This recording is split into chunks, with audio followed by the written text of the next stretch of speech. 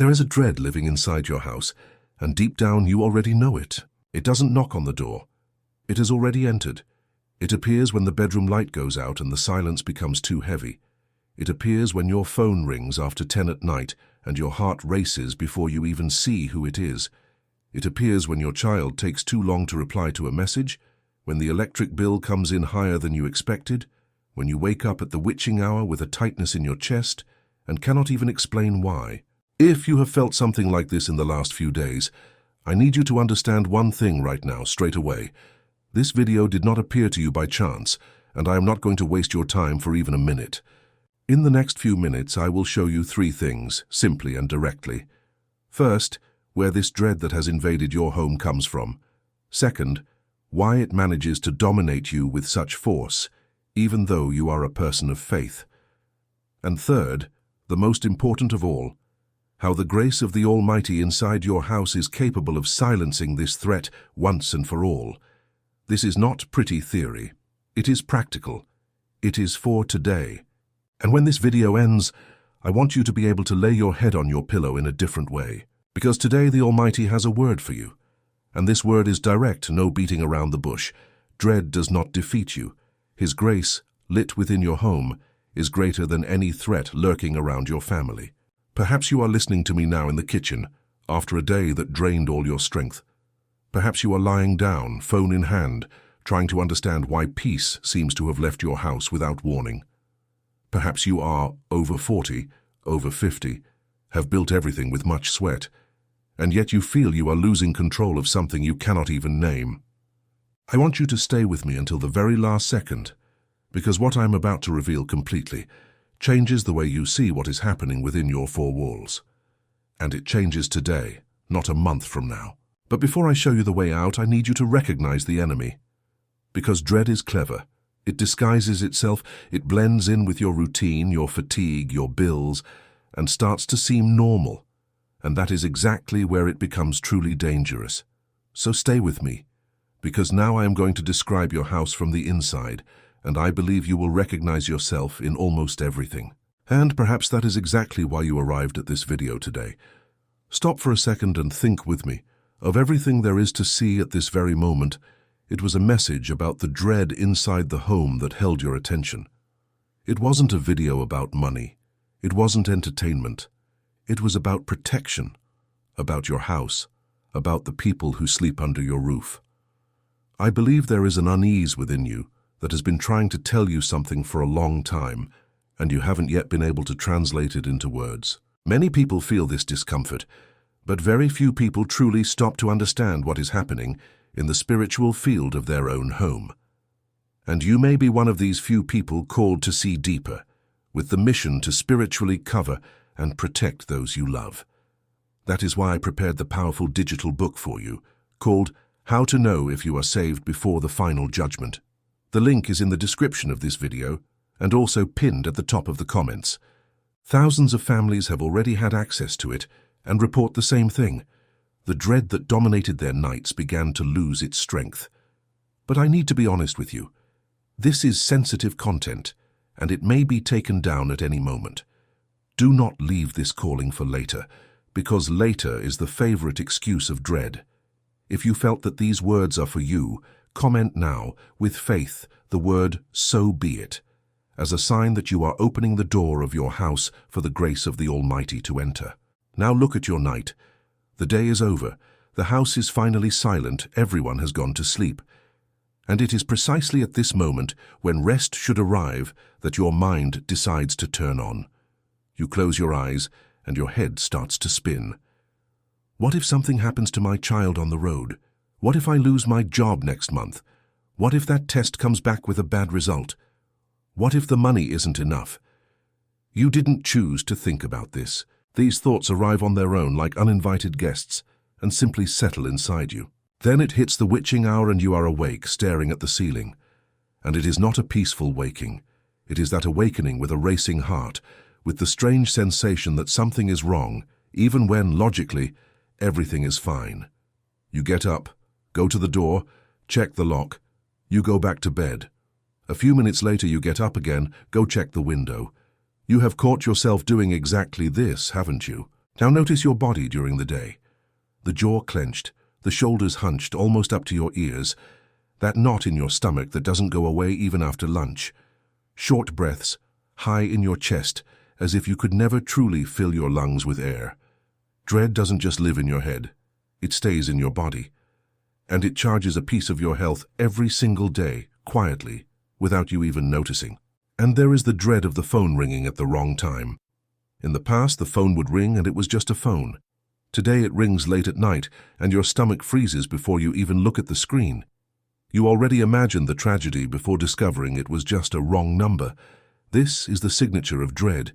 It forces you to suffer the pain of something that hasn't happened yet, and that, most of the time, will never happen. And this is where I need to interrupt you for a moment, because what you are feeling while hearing this is not weakness, it is a warning. Your house is crying out for spiritual help, and you are the one placed to hear this plea.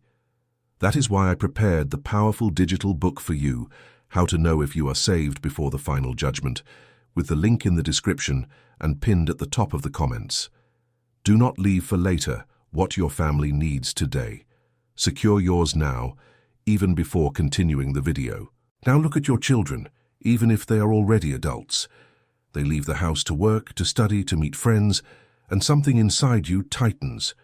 You keep counting the hours. You send a message, and if the reply takes 10 minutes, your imagination has already built the worst possible scenario with frightening details. Why? Because you love these people more than you love your own life, and dread discovered this a long time ago. It was exactly why it chose to attack this point, and not another. There is also the dread that dresses up as bad moods. You are more explosive, more impatient. You snap at people without meaning to. You argue over trifles. You fight with those you love because of dishes in the sink, a gate left open, a light left on for no reason. But the fight is almost never about the dishes. The fight is dread overflowing because it no longer fits inside you, and when it overflows, it contaminates the atmosphere of the entire house. You feel this, don't you? That sensation that your house has become heavy. The silence that exists inside is not a silence of peace. It is a tense silence of someone waiting for bad news to arrive. Laughter has become rare.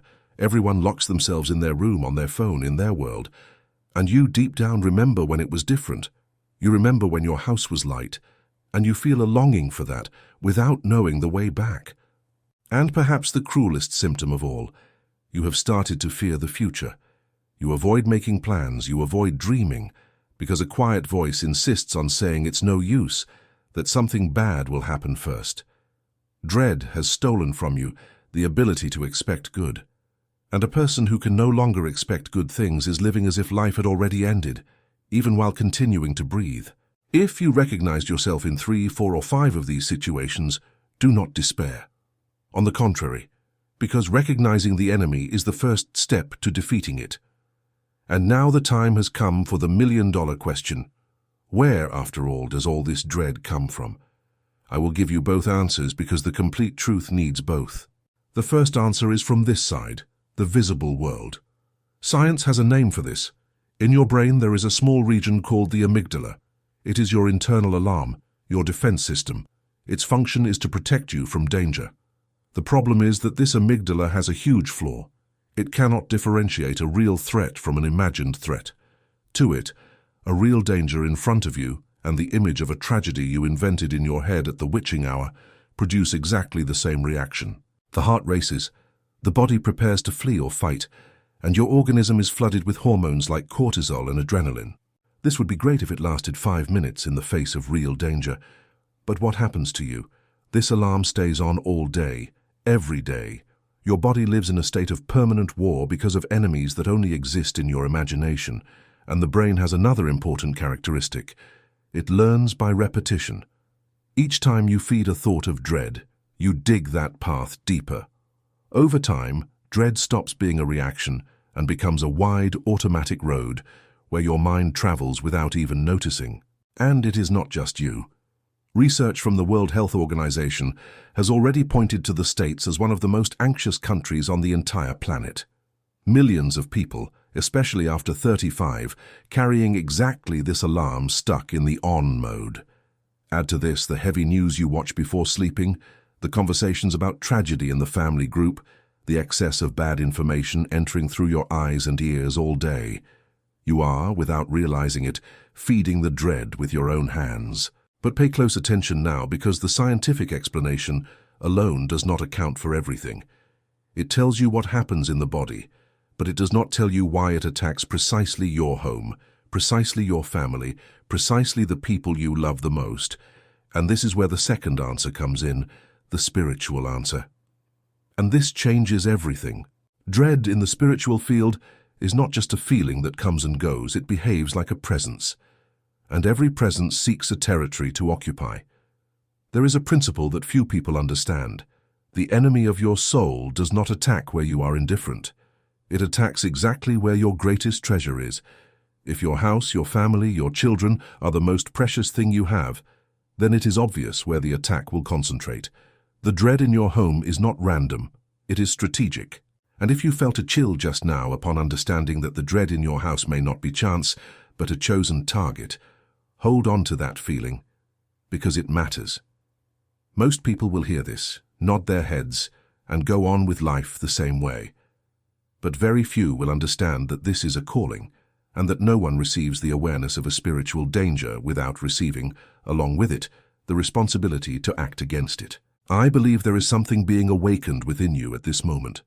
The perception that you have been positioned as the spiritual guardian of your house, and that this post can no longer remain empty. That is why I prepared the powerful digital book for you, How to Know If You Are Saved Before the Final Judgment, with the step-by-step that unites faith and practice for you to seal your home and shield your family. The link is in the description and pinned at the top of the comments. People who were exactly where you are today have returned to sleeping in peace. But attention, this material may be taken down without warning. Do not put off what your family needs now. If you surrender to accept this calling, write in the comments, "I surrender." So take a deep breath, because now we turn the key. Everything you have heard up to here was the diagnosis. From this moment on, it is the treatment. And I want to start with the word that the Almighty has for you today, spoken in the first person, as if He were sitting by your side at this very instant. My child, dread does not defeat you. I saw your night, I saw you checking the door lock, I saw you awake at the witching hour, I saw the tightness in your chest when the phone rang at the wrong time, and I tell you, my grace lit within your home is greater than any threat lurking around your family. Darkness has no strength to extinguish the light. It is the light that has the power to expel the darkness. And your house does not belong to dread. Your house belongs to me. Keep this word. Because everything that comes now is the practical way to make this light truly shine within your four walls. These are simple steps, and you can start all of them today, even today, before sleeping. The first step is the simplest and the most ignored. Stop immediately calling dread normal. Every time you say, "Oh, I'm just an anxious person. I've always been like this. This is just how my family is," you are signing a contract with dread. You are giving it citizenship inside your house, and today this contract is torn up. Dread may be living there, but it was never invited, and no one is forced to host an invader forever. Say out loud, now or tonight, looking inside your own house, "This dread is not mine. I do not accept it here. From today on, my house is a territory of peace." It may seem like little, it is not. You have just done the first thing that dread fears most. You called it by name and said, in no uncertain terms, that it is not in charge here. The second step is to understand the power of what comes out of your mouth. Your house listens to you. The walls keep the words that are spoken inside. If for years your house only heard complaints, worry, phrases like, "This family is hopeless," "Everything is going to go wrong," "This house is just trouble," do not be surprised that the atmosphere is heavy. You planted this without malice, but you planted it. The good news is that the same mouth that planted can plant again. Now another seed. Start to bless your house out loud. Upon waking, before anything else, say, "This house is blessed. The peace of the Almighty lives in here." Walk through the rooms, even if briefly, and speak grace over each one. In your children's room, declare protection. In the kitchen, declare provision. In the living room, declare joy. You will feel strange for the first few days. Do it anyway, because grace, in the spiritual field, enters through the door of your confession, and the Almighty tells you, your voice has more weight than you imagine. When you speak my grace over your house, you are not just repeating a pretty phrase. You are opening the window for the brightness to enter where dread had closed the curtain. The third step is to create an atmosphere. And an atmosphere is not created with an isolated gesture. It is created with routine. Think of it this way. Your house has two sacred moments that decide the tone of everything. The first is the first few minutes of the day. The second is the last few minutes of the night. Dread loves to dominate both. It wakes you up already with the list of worries and puts you to bed already with the news of tragedy running through your head. The turning point begins when you take these two moments back.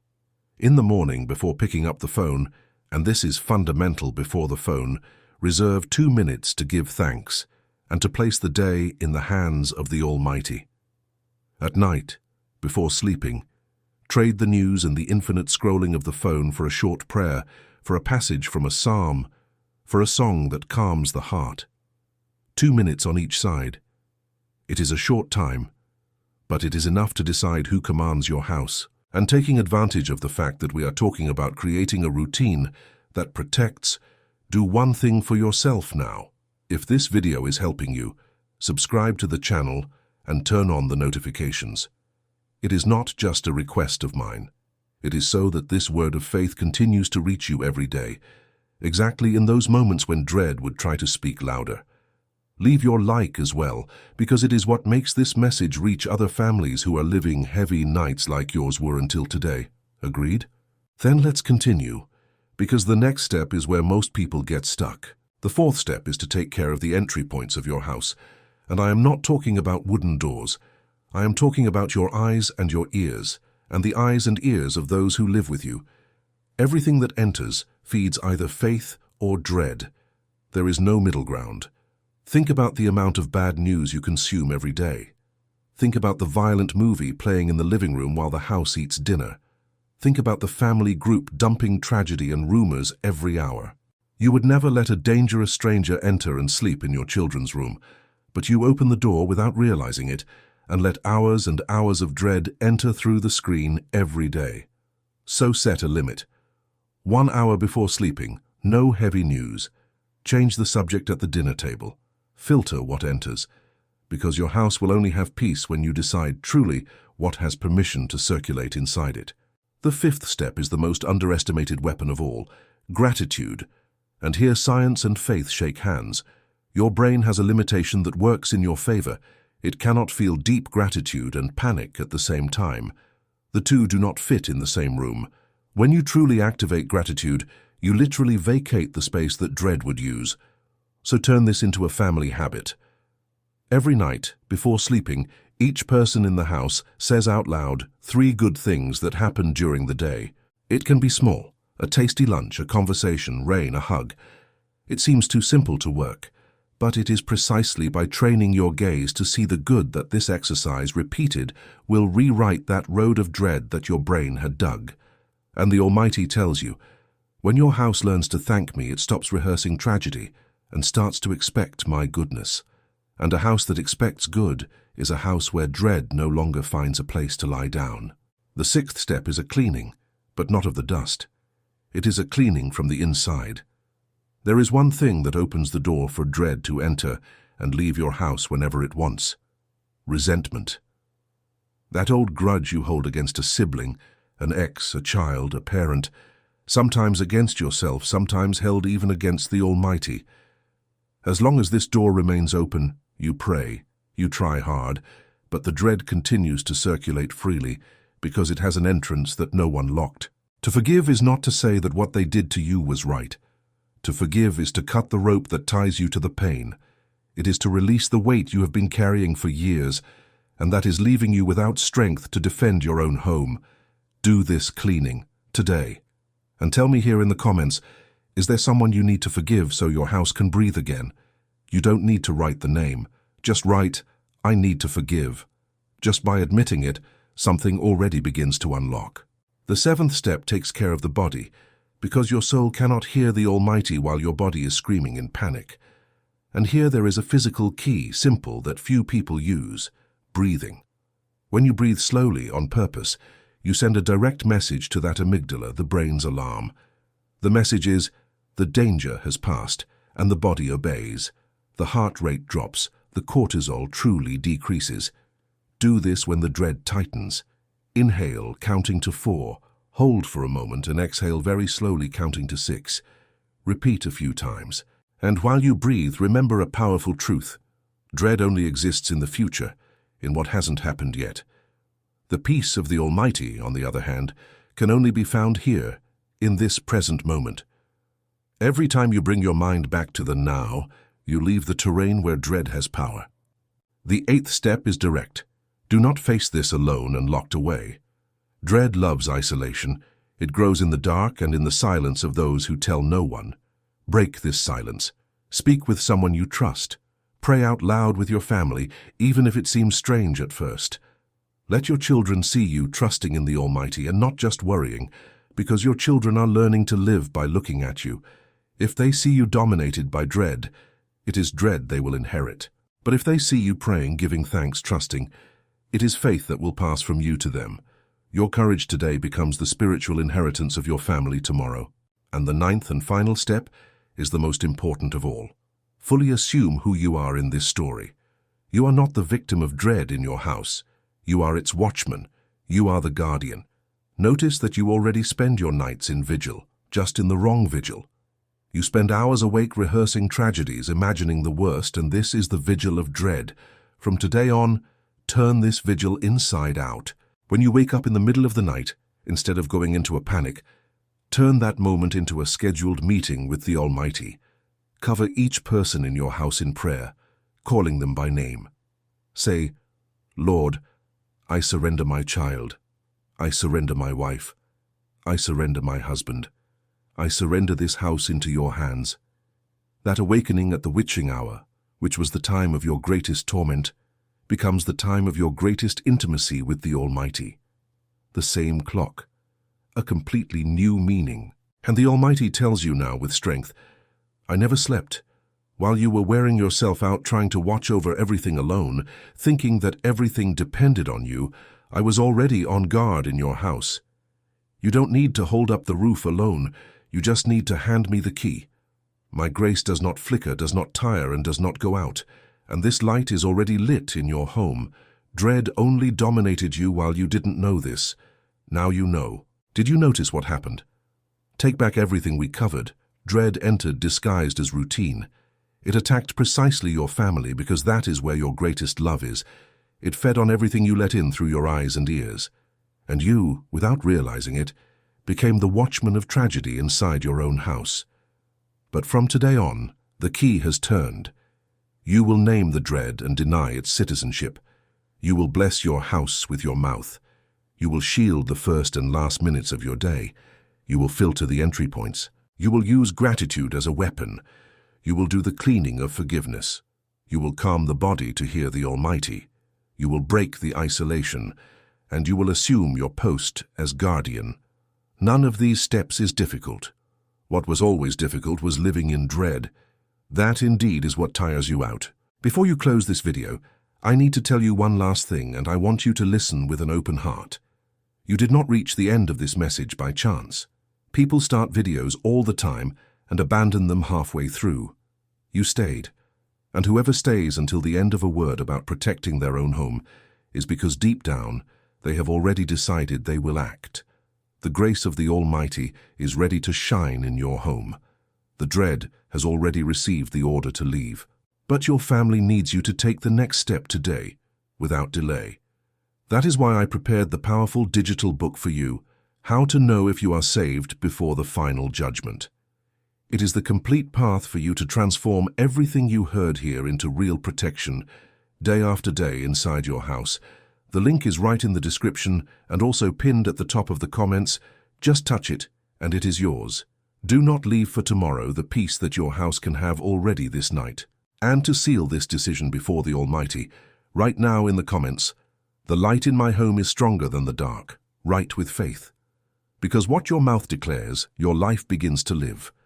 And may from this night on your house return to being what it was always meant to be, a place of light, of rest, and of peace, Dread had its time in there. That time ends today. Subscribe to the channel so you don't miss the next word. Share this video with that person in your family who walks with a heavy countenance and short sleep. And tell me in the comments, which of these 9 steps will you start practicing today? I will read with attention, and we will meet in the next video. May the peace of the Almighty be upon your house, upon your children, and upon every night that is yet to come.